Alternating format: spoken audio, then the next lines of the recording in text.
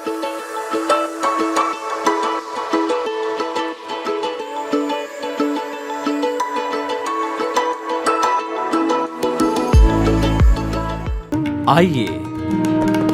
सुनिए, देखिए, समझिए सनातन सत्य।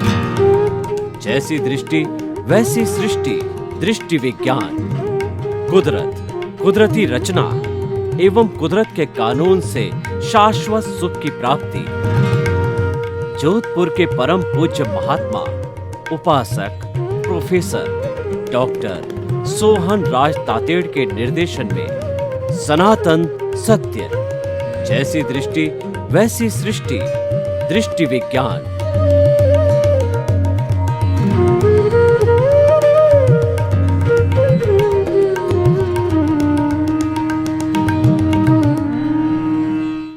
भाई और बहनों, मातृशक्ति को नमन।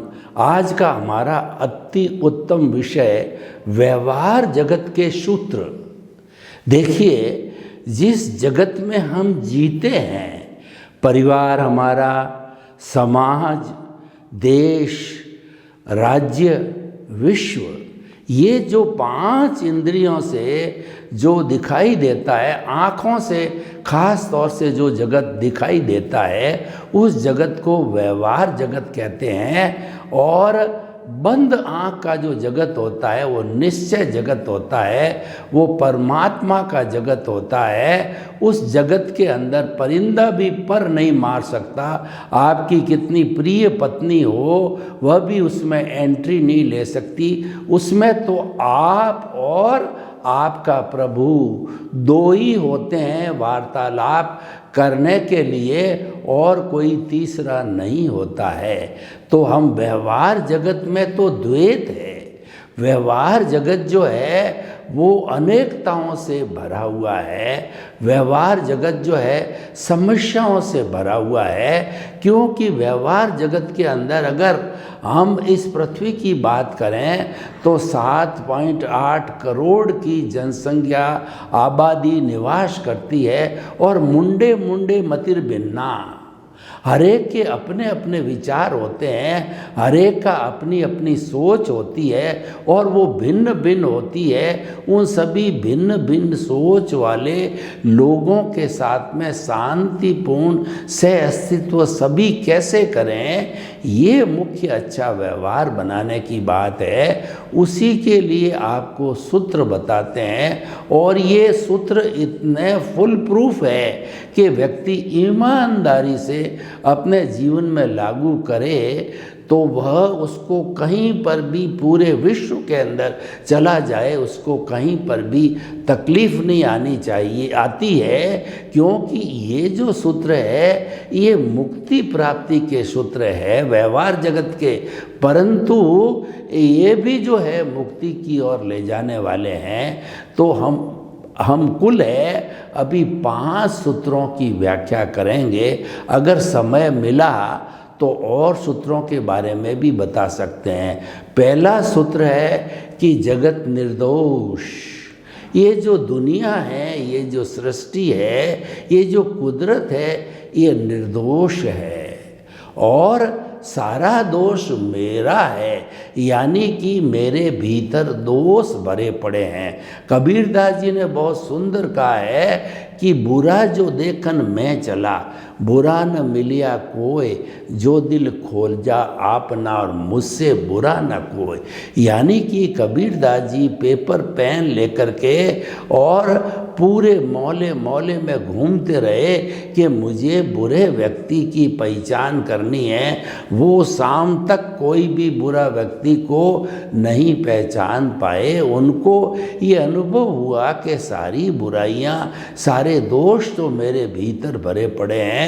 इसीलिए जो है जगत निर्दोष सब मेरा दोष, यानी कि और वास्तव के अंदर दार्शनिक दृष्टि से देखा जाए तो हमारे जन्म से मृत्यु तक जो कुछ भी उदय और प्रारब्ध होता है, मन वचन काया की क्रिया होती है, वह जो है हमारे पिछले जन्म का जो भाव कर्म बना था, इस जन्म में वो द्रव्य कर्म के रूप में आ जाता है। कई लोग इसको कॉजल बॉडी कहते हैं, बहुत से लोग इसको अज्ञान कहते हैं, कोई राग द्वेष कहता है, कोई मोह का संसार कहता है, कोई कर्म रज कहता है, कोई कर्म शरीर कहता है। अलग अलग जो है लोगों ने नाम दिए, परंतु मान लीजिए कि जो ज़्यादातर लोगों ने इसको अज्ञान रूप में स्वीकार किया है। वो अज्ञान जो है हम साथ में लेके आते हैं और जन्म से मृत्यु तक वही फिल्म चलती रहती है, वही स्क्रिप्ट चलती रहती है, वही उदय और प्रारब्ध चलता रहता है। और जो हमने पिछले जन्म में क्रिया की थी, इस जन्म में उसी की प्रतिक्रिया होती है। जो हमने पिछले जन्म में ध्वनि की थी, इस जन्म में मात्र उसकी ध्वनि होता है। जो बीज पिछले जन्म में डाला था, इस जन्म में जो उसकी पौध मिलती है, और जो कर्म हमने पिछले जन्म में किया था उसका हमको रिजल्ट मिलता है, परिणाम मिलता है, और हमारा उसको हिसाब कहा जा सकता है, उसको डेबिट क्रेडिट कहते हैं। ये जो है चलता रहता है। दुनिया की ऐसी कोई ताकत नहीं है कि वो आपको टच कर सके, आपके पास आ सके या आपसे बात कर सके।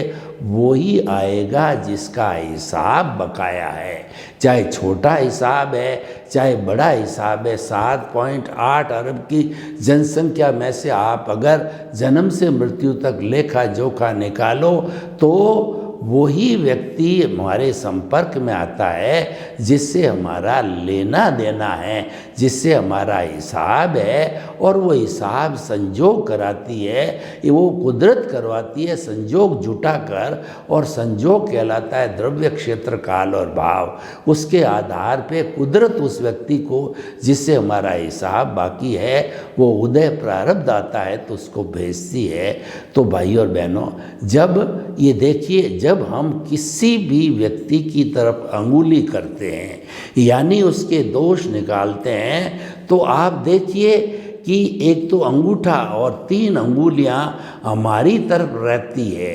वो ये कहती है कि तू जो दूसरे के दोष देख रहा है उससे कई गुना दोष तुम्हारे भीतर भरे पड़े हैं, और हम उन दोषों की सफाई करेंगे जब भी हमको लाभ होने वाला है, जब भी हमको शाश्वत सुख मिलने वाला है, जब भी हमारी मुक्ति होने वाली है। और दूसरों के जितने जितने दोष देखेंगे तो हमारे भीतर जो अज्ञान भरा पड़ा है ये बढ़ता जाएगा, घटेगा नहीं है। और इसी अज्ञान की वजह से हम 84 लाख जीवा योनि के अंदर जो है असंख्य अनंत समय से घूमते आ रहे हैं, क्योंकि हमने कभी अपने दोष नहीं देखे, हम दूसरों के दोष देखते रहते हैं। व्यवहार जगत में तो यही होता है। मैं आपको एक उदाहरण देता हूँ कि जो है एक सासू जी ने एक घी का जो लोटा है वह रसोई के अंदर नीचे रख दिया, और बेचारी बहू आई तो वो नीचे नहीं देख पाने के कारण ठोकर से जो है वो घी का लोटा जो है वो उल्टा हो गया, घी ढुल गया। तो जो सासू जी ने गालियों की बौछार चालू कर दी है कि तू ऐसी है वैसी है, देखती नहीं है, करती नहीं है। वो अपने दोष नहीं देख रही है, वह अपने जो है बहू के दोष देख रही है। इसी तरीके से देखिए, कोई कर्मचारी है और एक अधिकारी है, तो कोई भी कर्मचारी से जो है, जो मान लीजिए कि कोई फैक्ट्री चल रही है और फैक्ट्री के अंदर कोई मशीन गड़बड़ है, उसको ठीक नहीं कराया जा रहा है, और जो चलाने वाला टेक्नीशियन है उसके जो है चलते चलते वो मशीन बंद हो गई, ख़राब हो गई, क्योंकि वो तो ख़राब ही थी। तो अफसर कहता है कि ये तेरी गलती है, तू जो है बिल्कुल जो है अनाड़ी मैकेनिक है, अनाड़ी जो है इस मशीन को चलाने वाला ऑपरेटर है, तो इतना ही समझता नहीं। तो बेचारा क्या करे, वो तो हर बार शिकायत कर रहा है कि मशीन को ठीक कराओ, कभी भी बंद हो सकती है। लेकिन अधिकारी जो है वह दोष है उस ऑपरेटर पर डालता है।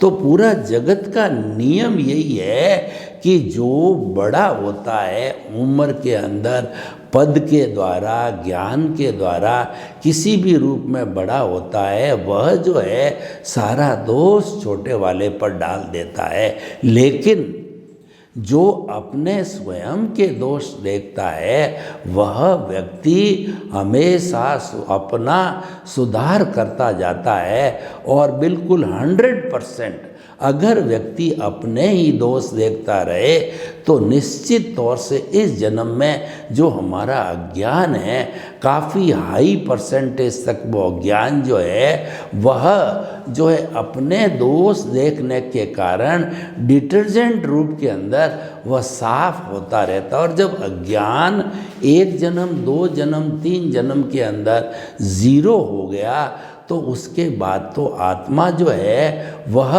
इस शरीर के अंदर रहेगी नहीं, क्योंकि वो तो शुद्ध स्वरूप में है, वो तो मुक्ति में जाने वाली है। इस अज्ञान ने उसको बांधे रखा है। अज्ञान एक फेविकोल है जिससे कि जो है वो आत्मा को चिपकाए रखता है कर्म शरीर के साथ में। तो अज्ञान टूटा यानी आत्मा स्वतंत्र हो गई। तो भाई और बहनों, हम आपको बताना चाहते हैं पहला सूत्र कि आप कभी भी दूसरे के दोष मत देखो, दूसरे का दोष मत निकालो, बल्कि ये कहना चाहिए भाई साहब सॉरी, गलती हो गई। और अगर दोष जो है दूसरे का हो और आपने कह दिया भाई साहब सॉरी गलती हो गई, जो है मैंने आपको टच कर दिया या मेरे हाथ से ही हो गया, गलती सामने वाले की है, दोष सामने वाले का है, लेकिन सॉरी आप कहते हो तो वह अगले वाला भी इम्प्रेस्ड हो जाता है, अगले वाला भी आपके बारे में धारणा बना देता है कि बहुत पोलाइट, बहुत सज्जन और बहुत अच्छा व्यक्ति है। और व्यवहार जगत के अंदर तो यही है कि व्यक्ति के पीछे अगर कुछ बड़ी संख्या में लोग 5, 10, 20, 50 लोग कहे ये व्यक्ति अच्छा है, ये समाज की सेवा करता है, यह व्यक्ति जो है अहंकार नहीं करता है, यह व्यक्ति अपनी भूल को तुरंत स्वीकार करता है, दूसरे पे जो है वो गलती नहीं लादता है, बहुत अच्छा व्यक्ति है। तो इस सूत्र के द्वारा आप विश्व के किसी भी कोने में चले जाओ, आपके सब मित्र ही मित्र होंगे, कोई शत्रु बनेगा नहीं। और जो मिशन आप लेके जा रहे हो वो मिशन निश्चित तौर पे सफल होगा। अब दूसरा सूत्र हम लेते हैं कि टकराव टालिए। देखिए आज घर से लगा के हस्बैंड वाइफ 2 से लगा के परिवार को लीजिए, समाज को लीजिए, आप जो है शहर को लीजिए, प्रांत को लीजिए, देश को लीजिए, विश्व को लीजिए, टकराव चलता रहता है, टकराव चलता रहता है और एक दूसरे से भिड़ते रहते हैं लोग। हम जो है कोई भी 2 व्हीलर या 4 व्हीलर चला रहे हैं गाड़ी के ऊपर और किसी से टक्कर हो गई और जरा सी खरोंच आई है, कोई विशेष नुकसान नहीं हुआ है, लेकिन जो है कुछ लोगों की आदत होती, वो भिड़ जाते हैं, गालियों की बौछार करते हैं, हाथापाई करते हैं, उसका कंपेंसेशन मांगते हैं, तो वो मामला बढ़ते बढ़ते पुलिस और कोर्ट तक चला जाता है। कोर्ट के जितने भी मामले हैं उनके जो है जड़ में, उनके केंद्र के अंदर जो है टकराव रहता है। और हस्बैंड वाइफ का भी देखो कि टकराव होते होते डाइवोर्स की स्थिति आ जाती है, भाई भाई के बीच में टकराव बढ़ते बढ़ते अलग होने की स्थिति आ जाती है। तो ऐसे जो है पार्टनर्स को देखिए बिजनेस से अलग हो जाते हैं, तो सारा मुद्दा टकराव का ही है। तो अगर व्यक्ति प्रतिक्रिया विरक्ति छोड़ दे कैसे प्रतिक्रिया विरति छोड़ना? मान लीजिए कि आपका बड़ा भाई है, उस बड़े भाई ने आपको जो है 2-4 कठोर शब्द बोले कि तू ऐसा करता है, तू समय पे जो है कोई भी काम नहीं करता, तेरे कारण नुकसान हो जाता है, और जो है तेरी जो है भाषा सही नहीं है, तेरा आचरण सही नहीं है, ऐसी बातें करता है, तो वास्तव के अंदर वह आपको फटकारने के लिए कर रहा है। उसके मन में कहीं न कहीं आपके प्रति घृणाएं जब कर रहा है, तो उसको जिस समय वह ऐसी प्रतिक्रिया करता है, उस समय वह क्रोध में होता है। कोई भी व्यक्ति टकराव पैदा बिना क्रोध में आए टकराव पैदा हो ही नहीं सकता। दो वस्तुएं आपस में टकराती है जब घर्षण होता है, और टकरावे ही नहीं तो घर्षण कहाँ से होगा और अग्नि कहाँ से पैदा होगी? तो उस वक्त में आप साइलेंट रहिए, और थोड़े समय के बाद में आप अपना पक्ष रख सकते हो, वह संतुष्ट हो जाएगा। उस वक्त रखते तो ये प्रतिक्रिया बढ़ती जाती। पूरे विश्व के अंदर जितने भी लड़ाई झगड़े टंटे और कोर्ट पुलिस कार्रवाई है, ये सब प्रतिक्रिया का जो नतीजा है। और व्यक्ति जिस वक्त में ये हालात पैदा होते हैं, उस वक्त सिर्फ 2 मिनट के लिए 5 मिनट के लिए साइलेंट रह जावे, तो सामने वाला जो टकराव करने वाला है उसका गुस्सा शांत हो जाता है। और शांत गुस्से पर जो है आप बात करते हो तो आपकी बात को वो समझ लेता है, और कई बार वो स्वयं सॉरी फील करेगा और आप भी सॉरी फील कर दो, झगड़ा समाप्त हो जाता है। नहीं तो झगड़ा बढ़ते बढ़ते ऊंट किस करवट बैठता है कहा नहीं जा सकता, क्या रूप ले लेता है। और ये कम्युनल जितने भी झगड़े टंटे होते हैं, उसके अंदर जो है ब्लड शेड्स हो जाते हैं, लोगों को कत्ले आम हो जाता है। उसके मूल में यही है कि टकराव पैदा हो गया। जैसे कि कोई जो है वो मंदिर की सवारी जा रही, उससे ताजिया जा रहा है, दोनों अगर शांति से अपने अपने रास्ते चले गए तो कोई टकराव नहीं हुआ, और टकर गए तो दोनों तरफ की भीड़ हो गई, तो जो है थापा मुक्की लड़ाई झगड़ा उपद्रव और पुलिस आ जाती है और मामला खूब लंबा हो जाता है। इसीलिए जीवन में हमेशा जो है टकराव टालने की कोशिश करनी चाहिए। Be silent at the time of the, जो हमारी जो क्रिया होती है उस समय प्रतिक्रिया मत करो। ये सूत्र अगर हम लेकर चलते हैं तो व्यक्ति किसी भी कोने में दुनिया का चला जाए तो वह व्यक्ति इस सहनशीलता के कारण, प्रतिक्रिया विरति के कारण, टकराव टालने के कारण जो है वो शत्रु को भी मित्र बना लेता है। तीसरा है एडजस्ट एवरीवेयर। देखिए कितना बड़ा सूत्र है कि सर्दी है गर्मी है, आपको एसी नहीं मिल रहा है, सर्दी ज़्यादा है, आपको हीटर की सुविधा नहीं मिल रहा है, तो आप अपना कंबल जो है वो ओढ़ सकते हो। कभी नीचे सोने की आवश्यकता हो जावे, कभी भोजन हमेशा अच्छे अच्छे व्यंजन लेते हैं, वैसा सामूहिक रूप से नहीं मिल पाता है, कोई भी धार्मिक गोष्ठियों के अंदर वगैरह। तो हर जगह जो है आपको एडजस्ट एवरीवेयर करना चाहिए। चाहे आप किसी के घर गेस्ट रूप में गए हो या जो है आप कहीं अपने ससुराल गए हो, कहीं पर भी गए हो, तो आप वहाँ पर एडजस्ट हो जाइए। छोटों के साथ बड़ों के साथ बराबरी उम्र के साथ में एडजस्ट हो जाते हो, आप भी प्रसन्न होते हो, और जिसके साथ एडजस्ट होते हो वही जो है प्रसन्न होता है। एडजस्ट न होते हो, आपके कोई कमी रह जाती है, तो फिर वही टकराव चालू हो जाता है, प्रतिक्रिया चालू हो जाता है, आपका भी मूड ऑफ हो जाता है, सामने वालों की मूड ऑफ हो जाता है, और वो एक दूसरे से चले जाते हैं। जिस काम के लिए आते हैं वो काम धरा का धरा रह जाता है। तो और ये आप देखिए हमारी जो राज्यसभा लोकसभा है उसमें भी जो है जो एमपीज है वगैरह है जो राज्यसभा जो सांसद होते हैं वो कुर्सियाँ उठा उठा करके लड़ने को आ जाते हैं, किसी कॉलर पकड़ने को आ जाते हैं। ये क्या स्थिति है कि वो आपस में एडजस्ट नहीं होते हैं, क्योंकि सबको वो बाकायदा उनका अध्यक्ष होता है संसद का, वो आपको टाइम देता, हर एक को बोलने की स्वतंत्रता होती है। पर पार्टीबाजी होने के कारण किसी जो है वो विरोधी पार्टी का स्वर दबाने के कारण जो लोग हुल्लड़ करते हैं, एडजस्ट नहीं होते हैं, तो ये जो है एडजस्ट एवरीवेयर हो जाता है व्यक्ति, उसको तो प्रसन्न रहता है, उसको तो कोई तकलीफ ही नहीं होता है, और जहाँ पर वो बैठा है जिसके साथ वो है वो भी प्रसन्न होते हैं। तो ये 3 सूत्र हो गए। और चौथा सूत्र है कि भुगते उसकी भूल।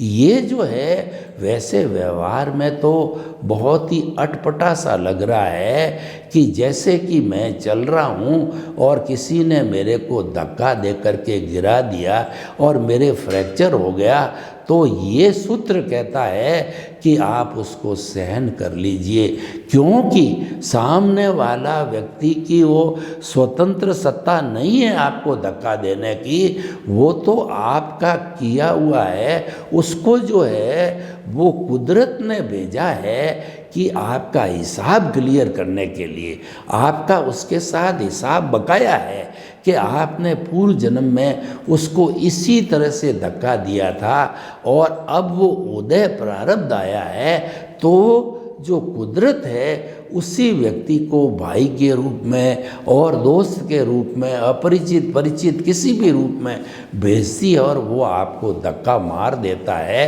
तो अब भुगतता कौन है? भुगत आप रहे हो, क्योंकि आपके फ्रैक्चर हो गया, पट्टा हो गया। लेकिन ये व्यवहारिक सूत्र ये कहता है कि जिसने धक्का दिया है उसकी भूल नहीं है, भूल आपकी है, आपका तो हिसाब क्लियर हो रहा है। वो उसके प्रति कृतज्ञता ज्ञापित करो कि भाई तुम आए हो, मुझे एनओसी देने आए हो, मुझे समस्त प्राणियों से जिससे कि मैंने साथ मेरे द्वारा बुरा बर्ताव हुआ है उन सब से क्षमा याचना करके शुद्ध होना चाहता हूँ। और मूल बात क्या है, देखिए कि जो पिछले जन्म में एक्स नाम का व्यक्ति था उसने धक्का दिया था और भुगत आप रहे हो, व्यक्ति दूसरा है, इसीलिए आपको लगता है कि मैंने तो इस आदमी को कभी देखा ही नहीं, धक्का दिया ही नहीं और इसका फ्रैक्चर किया ही नहीं, कैसे कर रहे हैं। लेकिन आपके भीतर विराजमान प्रभु जो आत्मा है उसको सब ध्यान है, उसकी प्रेजेंस है। पिछले जन्म में करने वाला दूसरा था, भुगतने वाला यही होता है। तो भुगतने वाले को पिछले जन्म की ध्यान नहीं रहती, लेकिन भीतर बैठा है वो सब जानता है। तो इसीलिए भूल हमेशा भुगतने वाले की होती। कहने का अर्थ है कि आप साइलेंट रहो और आप देखो कि मेरा किया हुआ कर्म ही उदय में आया है। चाहे आप बीमार पड़े हो, चाहे आपको घाटा लगा है, चाहे आपके प्रिय व्यक्ति का वियोग हो गया है, चाहे आपकी पत्नी बच्चे वगैरह चले गए हैं, तो सब का कारण ये है कि हर संजोग के साथ वियोग जुड़ा हुआ है। उतना ही आपके साथ हिसाब था और वो चला गया। हमारे साथ जितने भी लोग आते हैं, पत्नी भाई बहन, जो जीवन भर साथ रहते हैं, वो सब पार्टियां हैं। जैसे हम बिजनेस करते हैं, बिजनेस में पार्टियां, किसी से लेना होता है, किसी को देना होता है। पत्नी सबसे बड़ी पार्टी है। अगर वह आपके साथ में पिछले जन्म के अंदर आपने इसकी सेवा करी है, इस जन्म में आपको जिंदगी भर अच्छा रखेगी, सेवा करेगी, खुश रखेगी। और पिछले जन्म के अंदर आपका उसके साथ में कोई भी जो है बहुत बड़ा जुर्म हुआ है, तो वह इस जन्म में आपको जो है कोर्ट तक ले जाएगी, घसीटी, और डाइवोर्स भी हो सकता है। और अब अंतिम समय की अल्पता के कारण अंतिम 5वां सूत्र बताते हैं कि हुआ सो न्याय।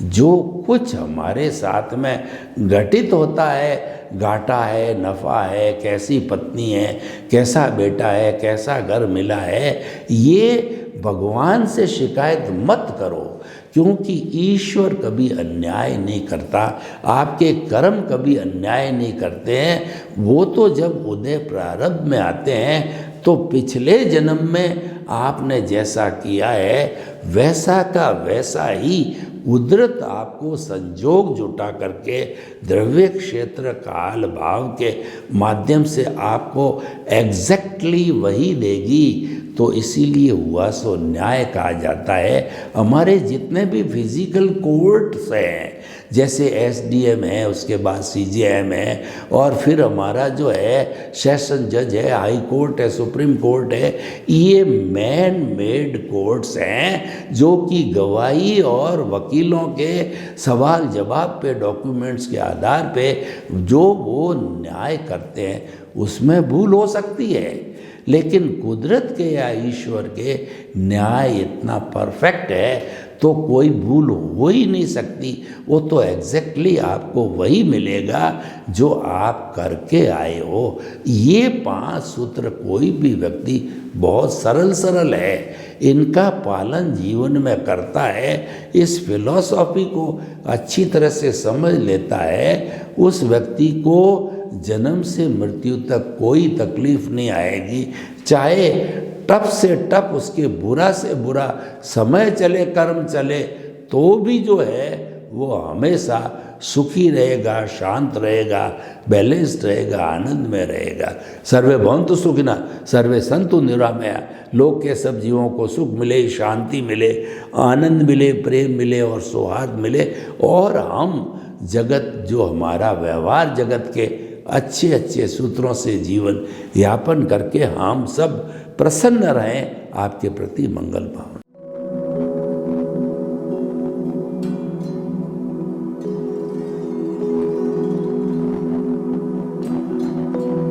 एक ऐसा अंतर्राष्ट्रीय ख्याति प्राप्त मानव जो गुरु प्रेरणा से पिछले 20 वर्षों से वानप्रस्थ जीवन जीते हुए 24 घंटे मानवता की सेवा में संलग्न है।